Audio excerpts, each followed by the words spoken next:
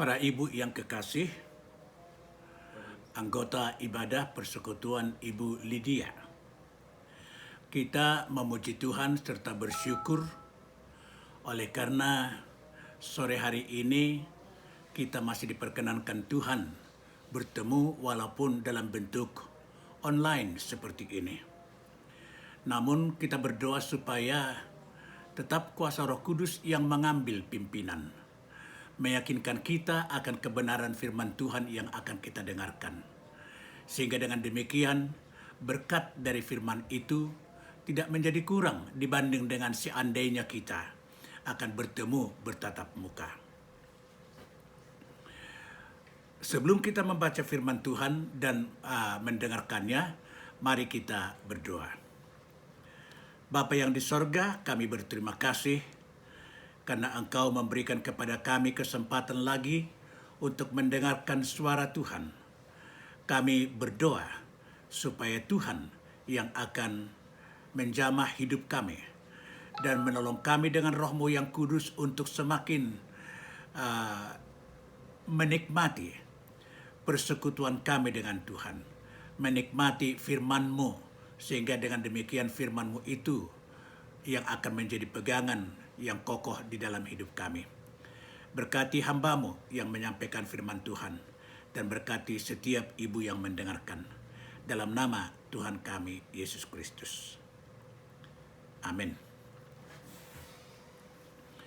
Ibu-ibu yang kekasih di dalam nama Tuhan Yesus,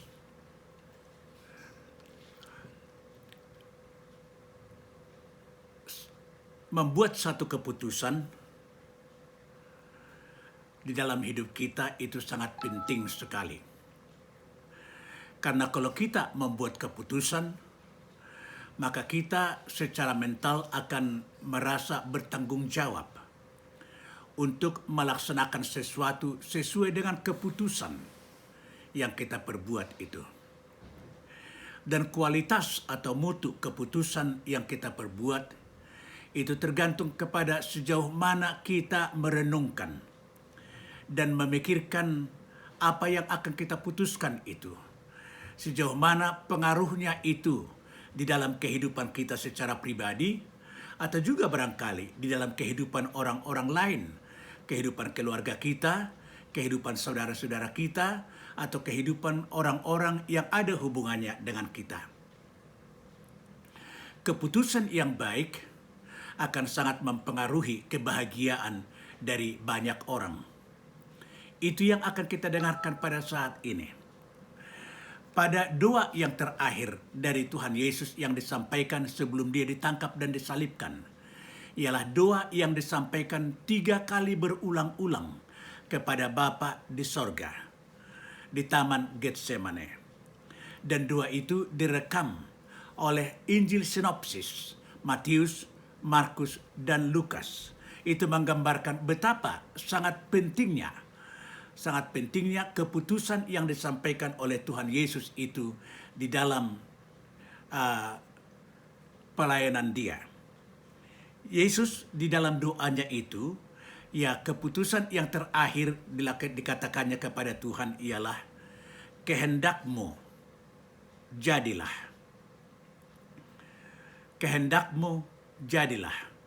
Tadinya Yesus mengatakan kepada Tuhan, kalau boleh Bapa, karena tidak ada yang mustahil bagimu, kalau boleh jauhkanlah cawan minuman ini daripadaku. Itu yang menggambarkan penderitaan yang akan dialami oleh Tuhan Yesus sebentar lagi. Tapi kemudian dilanjutkannya dengan mengatakan, tetapi bukan kehendakku, kehendak-Mu jadilah. Saudara-saudara, firman Tuhan itu dicatat di dalam Alkitab kita, yaitu sebagai lanjutan dari persekutuan atau pertemuan Tuhan Yesus dengan para murid-muridnya. Pertemuannya yang terakhir secara formal dengan mereka ialah ketika ia memberikan murid-muridnya satu perjamuan yang merupakan perjamuan akhir, di mana dia sendiri yang melayani murid-murid itu dengan memecah-mecahkan roti dan memberikan anggur kepada mereka yang merupakan gambaran yang dinyatakan juga oleh Tuhan Yesus kepada mereka, bahwa roti itu ialah merupakan dagingnya atau tubuhnya yang akan dipecah-pecah, yang akan dihancurkan bagi keselamatan manusia. Dan anggur itu merupakan simbol dari darahnya yang akan dicurahkan demi keampunan dosa semua manusia.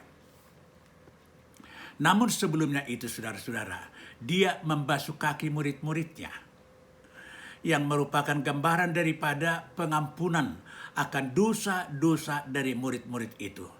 Dan hal-hal yang kurang di dalam kepribadian murid itu juga diselesaikan oleh Tuhan Yesus pada tahap yang terakhir ini. Karena ini merupakan momen yang sangat penting. Tidak akan terulang lagi momen ini di mana Yesus bisa bertemu dan berbicara kepada mereka. Dua orang yang menonjol kepribadiannya di dalam murid-murid yang 12 itu, yaitu Petrus dan Judas.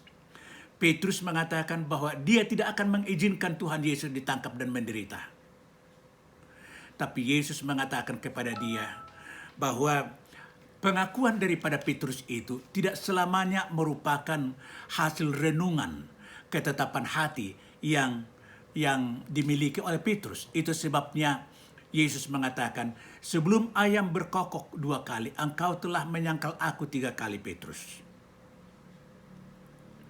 Yang merupakan teguran yang terakhir kepada Tuhan Yesus. Supaya Petrus kalau berbicara, dia harus berbicara selaras apa yang dikatakan dengan apa yang dilakukannya. Supaya tidak selalu jumawa dia berbicara. Kepada Judas, dia juga mengatakan bahwa Judas yang selama ini sebagai bendahara sudah selalu melakukan kejahatan dengan jalan mengambil uang dari perbendaharaan untuk kepentingan pribadi. Dan dia mengikut Tuhan Yesus adalah demi uang. Makanya dia juga dengan sembunyi-sembunyi pergi bersekongkol dengan pemimpin orang Yahudi, bahwa dia rela untuk menunjukkan Yesus kepada mereka supaya ditangkap dengan jalan dia harus dibayar. Dan memang itulah yang dilakukan oleh Judas. Dan Yesus pada tahap pertemuan yang terakhir ini mengatakan kepada dia supaya Judas melakukan apa yang telah dirancangnya itu, bahwa dia akan menyerahkan Tuhan Yesus kepada pemimpin-pemimpin Yahudi. Saudara yang dikasihi oleh Tuhan Yesus Kristus, momen ini merupakan momen yang sangat kritis di hadapan Tuhan Yesus. Puncak pergumulan Tuhan Yesus karena dia sangat sadar dengan keputusan Allah Tritunggal yang diserahkan kepada dia sebelum dia datang ke dalam dunia ini. Bahwa kalau dia datang ke dalam dunia, misinya ialah dia harus mati. Dia harus mencurahkan darahnya. Dia harus menjadi kurban penebusan dosa bagi semua manusia. Yesus harus merelakan dirinya mati demi untuk mengampuni dosa-dosa semua manusia. Demi untuk menebus manusia dari perbudakan dosa. Tetapi itu sangat berat bagi Yesus. Karena Yesus masih hidup di dalam daging. Makanya diajaknya murid-murid itu pergi ke Taman Getsemane untuk menopang dia berdoa. Itu sebabnya waktu murid-murid itu bersama dengan dia sampai di sana, lalu dia mengatakan kepada murid-murid itu, tinggallah di sini dan berdoalah dengan sungguh-sungguh supaya kamu jangan masuk ke dalam pencobaan. Lalu dibawanya Yohanes, Yakobus dan Simon Petrus. 3 orang mereka lebih jauh dari murid yang 9 lagi. Dan di tempat itu Yesus mengatakan juga kepada mereka supaya mereka berdoa menopang Tuhan Yesus di dalam pergumulan yang begitu berat itu. Dan Yesus juga kemudian pergi sedikit lebih jauh dari mereka dan berdoa kepada Bapa di sorga. Saudara, dalam doanya itu 3 kali Yesus berdoa dan selalu dia mengatakan, bukan kehendakku Bapa, tapi kehendakmu jadilah.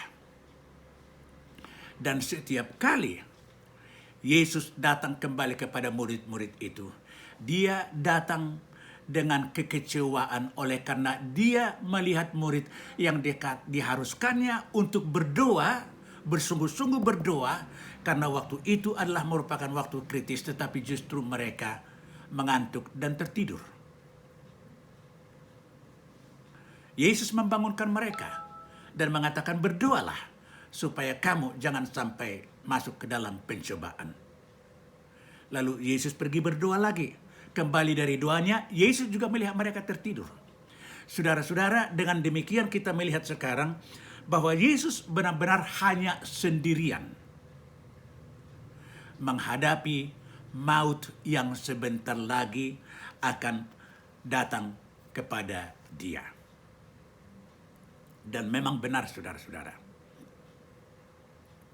Yudas sudah pergi.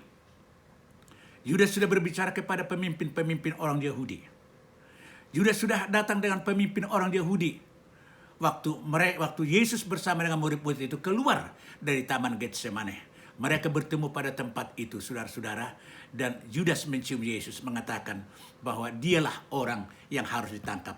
Dan tentara Romawi bersama dengan pemimpin Yahudi menangkap Yesus, saudara-saudara.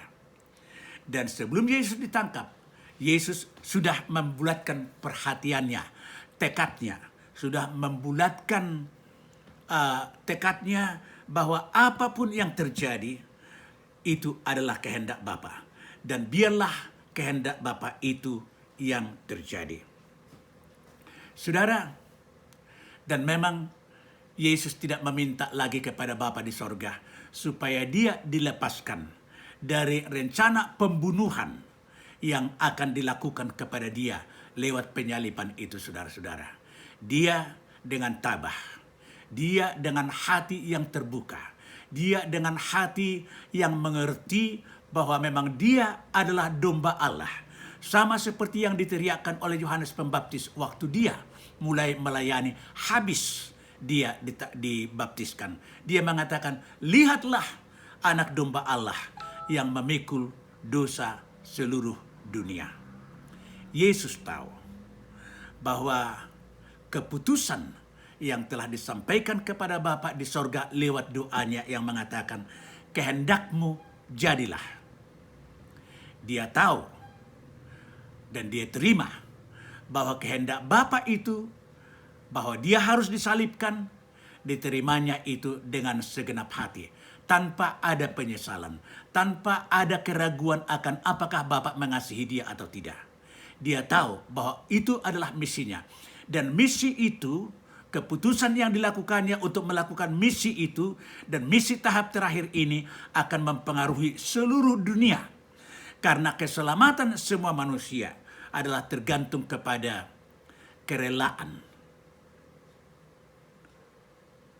Tuhan Yesus menerima penyaliban itu dengan sepenuh hati, tanpa ada sedikit pun penyesalan. Tetapi dia tahu bahwa itu merupakan keputusan Bapa Surgawi. Dan keputusan Bapa Surgawi itu adalah keputusan yang terindah. Karena tanpa keputusan itu diterima oleh Yesus, dan tanpa Yesus dengan segenap hati mengatakan kehendakmu jadilah, maka keselamatan manusia tidak akan terjadi, saudara-saudara. Tetapi dengan keputusan Bapa Surgawi itu, yang diterima oleh Tuhan Yesus, di dalam doanya dia mengatakan, kehendakmu jadilah. Maka itu merupakan keputusan bahwa keselamatan manusia di seluruh dunia akan terlaksana lewat pelaksanaan keputusan itu, yaitu dia rela disalibkan. Saudara, kita tahu bahwa tanpa penyaliban Yesus yang merupakan, yang disimbolkan oleh domba-domba yang disembelih untuk mohon doa pengampunan dosa bagi orang-orang Israel, di mana darah domba itu juga dipersembahkan di bilik yang maha kudus. Itu semua adalah merupakan simbol daripada adanya anak domba Allah yang sesungguhnya. Seorang manusia yang tidak berdosa. Seorang manusia yang lahir tanpa dosa. Yang hidup tanpa dosa. Yang bekerja tanpa dosa. Yang sampai kepada akhir hidupnya tanpa dosa. Itulah domba Allah yang tidak bernoda itu. Dan seorang manusia, Yesus namanya, Dialah anak domba Allah itu yang layak menjadi juru selamat bagi semua manusia. Saudara, itu sebabnya kalimat yang terakhir yang dikatakan oleh Tuhan Yesus di kayu salib itu sebenarnya adalah merupakan penggenapan keputusan yang diambilnya pada doa Getsemane itu, di mana dia mengatakan, kehendakmu jadilah. Di kayu salib itu, dia kemudian mengatakan, sudah selesai. Dan dia menghembuskan nafasnya. Dia mati, mencurahkan darahnya. Dia mati, kehilangan nyawanya. Oleh karena dia satu-satunya adalah manusia yang merupakan domba Allah yang disediakan sebagai wakil semua manusia yang harus mati karena dosa-dosanya. Dan dosa seluruh manusia itu ditimpakan kepada domba Allah ini, Yesus Kristus. Dan dia pikul itu di kayu salib. Dan sebelum dia menghembuskan nafas, dia mengatakan, it is finished. Sudah selesai. Saudara, dan lewat itu, apa yang terjadi adalah kemuliaan yang diberikan oleh Allah Bapa kepada Yesus. Lewat kebangkitan, lewat kenaikannya ke sorga, itu adalah upah yang diberikan oleh Allah Bapa kepada dia. Karena dia sudah mentaati keputusan surgawi yang diserahkan kepada dia sampai kepada akhirnya. Dia mengatakan, sudah selesai. Saudara, seperti yang hamba Tuhan katakan tadi, kualitas keputusan yang kita perbuat di dalam kehidupan kita itu akan mempunyai dampak yang sangat besar di dalam perjalanan kehidupan kita. Kalau keputusan yang kita ambil adalah keputusan yang sepele, maka dampaknya juga sepele. Tapi kalau keputusan yang kita ambil adalah merupakan keputusan yang sangat serius sekali, maka dampaknya itu akan besar di dalam perjalanan dan perjuangan hidup kita. Yesus memberikan teladan kepada kita, membuat keputusan, di mana keputusan itu adalah keputusan yang merupakan kehendak Bapa. Itu yang perlu kita harus pikirkan. Apakah keputusan yang kita ambil, apakah keputusan sederhana, apakah keputusan besar adalah merupakan keputusan yang bersumber dari diri kita atau bersumber dari kehendak Bapa. Kalau itu hanya bersumber dari kepentingan diri kita sendiri, maka saudara-saudara, dampaknya itu hanya untuk diri kita. Tapi kalau keputusan yang kita ambil itu sumbernya adalah dari Bapa. Keputusan yang kita ambil itu adalah sesuai dengan kehendak Bapa, adalah merupakan kehendak Bapa. Maka dampaknya itu kepada banyak orang akan sangat besar sekali. Saudara, oleh karena itu biarlah lewat contoh yang diberikan oleh Tuhan Yesus ini, dia mengatakan, kehendakmu jadilah. Marilah kita di dalam rancangan-rancangan yang kita perbuat di dalam kehidupan kita, kita mengatakan, Bapa, bukan kehendakku, tapi kehendakmu jadilah. Menurut aku, ini yang baik untuk aku. Menurut apa yang saya pikirkan, ini yang berguna untuk aku. Menurut apa yang ada di dalam hati saya, ini yang bermanfaat bagiku. Tapi pengertianku akan apa yang baik untuk diriku sangat terbatas. Tuhan yang jauh lebih mengerti apa yang baik untuk diriku. Oleh karena itu, apa yang kurancang ini, kuserahkan ke dalam tanganmu. Dan saya akan mengatakan, bukan kehendakku Bapa, kehendakmu jadilah. Saudara, mari kita belajar mengatakan demikian. Karena itu adalah merupakan ungkapan penyerahan kepada Tuhan. Karena pengenalan kita akan siapa Tuhan yang kita sembah itu, yang memiliki rancangan yang baik kepada kita. Dan rancangan Tuhan itu adalah rancangan damai sejahtera, rancangan keselamatan, rancangan yang mendatangkan masa depan yang penuh harapan. Itulah dampaknya, saudara-saudara. Oleh karena itu, mari kita mengatakan, Bapa, dalam perjalanan hidupku, saya akan semakin belajar mengatakan, bukan kehendakku Bapa, kehendakmu jadilah. Dan kalau kita katakan demikian, marilah kita menyerahkan diri kepada pimpinan Tuhan, supaya keputusan kehendak Tuhan yang akan dilaksanakan Tuhan itu di dalam kehidupan kita, itu bisa terlaksana. Tuhan memberkati. Mari kita berdoa. Bapa, terima kasih untuk firman-Mu. Kami menyadari bahwa betapa sering kami membuat keputusan-keputusan di dalam kehidupan kami. Dan sering kami hanya meminta izin lewat doa kami kepada Bapa Surgawi, supaya keputusan yang kami ambil itu disetujui Tuhan.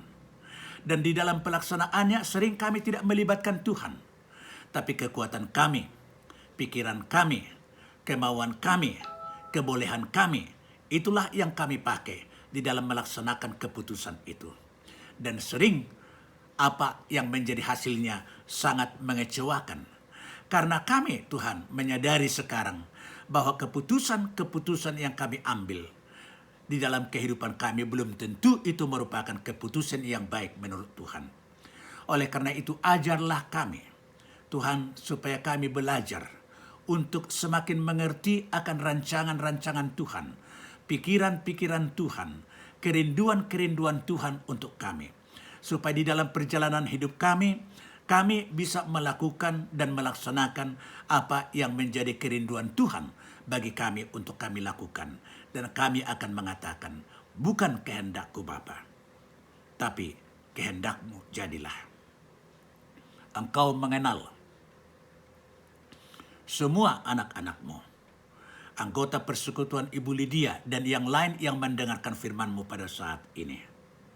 Engkau sangat mengenal mereka dalam perjalanan kehidupan mereka. Ampuni mereka ya Tuhan.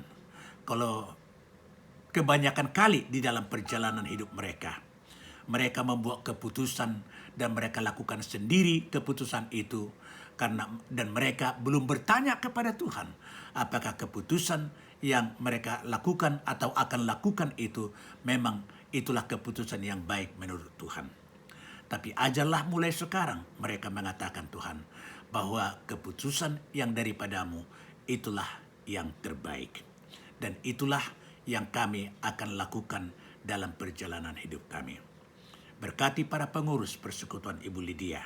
Berkati semua anggota. Berkati kesehatan mereka. Berkati kerinduan pelayanan mereka ya Tuhan. Dan biarlah mereka semakin dapat melihat apa rancangan Tuhan dengan pelayanan-pelayanan persekutuan Ibu Lydia ini. Supaya semuanya kiranya merupakan pelayanan yang memang disepakati dan disetujui oleh Tuhan. Karena itu adalah merupakan kehendak-Mu. Terpujilah Engkau Bapa yang baik. Di dalam nama Tuhan Yesus Kristus. Kami juga berdoa Tuhan untuk persembahan yang akan kami berikan. Kami menyerahkan itu ke dalam tangan Tuhan. Sama seperti doa Tuhan Yesus. Tolong kami untuk mengerti berapa banyak yang akan kami persembahkan lewat persembahan pada saat ini kepada Tuhan. Dan kami akan mengatakan, bukan kehendakku Bapa, tapi kehendak-Mu jadilah. Sehingga persembahan pun yang akan kami berikan itu adalah merupakan persembahan yang merupakan kehendak Tuhan. Dan kiranya Engkau berkenan dengan persembahan itu ya Tuhan. Dalam nama Tuhan Yesus Kristus. Dengarlah juga Bapa doa kami yang akan kami doakan bersama-sama dengan iman, yaitu doa yang Engkau ajarkan kepada murid-murid-Mu. Marilah kita berdoa. Bapa kami yang di sorga, dikuduskanlah nama-Mu, datanglah kerajaan-Mu, jadilah kehendak-Mu di bumi seperti di sorga. Berilah kami pada hari ini makanan kami yang secukupnya, dan ampunilah kami akan kesalahan kami, seperti kami sudah mengampuni orang yang bersalah kepada kami. Dan janganlah membawa kami ke dalam pencobaan, tetapi lepaskanlah kami daripada yang jahat. Karena Engkaulah yang mempunyai kerajaan dan kuasa dan kemuliaan sampai selama-lamanya. Amin. Maka biarlah anugerah Tuhan kita Yesus Kristus, kasih setia yang dari Allah Bapa, bimbingan, penyertaan dan penghiburan dari Roh Kudus, itulah yang akan menyertai kita dan menyertai semua mereka yang kita kasihi itu dimanapun mereka berada. Sore hari ini, esok, dan sampai Maranatha. Amin. Kita nyanyikan Bapa, terima kasih. Bapa, terima kasih. Bapa, terima kasih. Bapa di dalam surga, ku berterima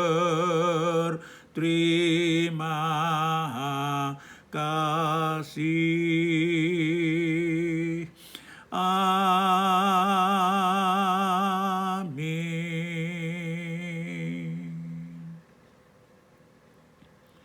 Shalom ibu-ibu. Tuhan Yesus memberkati.